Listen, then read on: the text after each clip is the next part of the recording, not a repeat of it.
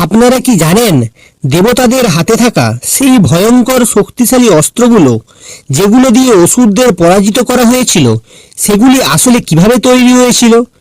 কে বানিয়েছিল বিষ্ণুর সুদর্শন চক্র, শিবের ত্রিশূল আর ইন্দ্রের বজ্র? অনেক কাল আগে অসুরদের শক্তি এত বেড়ে গিয়েছিল যে দেবতারা তাদের সামনে দুর্বল হয়ে পড়েছিল। তখন দেবতারা সবাই মিলে দেবশিল্পী বিশ্বকর্মার কাছে সাহায্য চাইতে গেলেন। বিশ্বকর্মা ছিলেন স্বর্গের শ্রেষ্ঠ কারিগর। তিনি দেবতাদের জন্য তৈরি করেছিলেন অসাধারণ শক্তির গোপন অস্ত্র।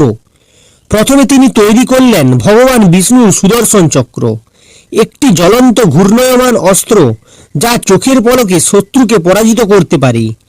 তারপর মহাদেবের জন্য তৈরি করলেন ত্রিশূল, যার তিনটি ফলক সৃষ্টি, স্থিতি আর সংহারের শক্তির প্রতীক।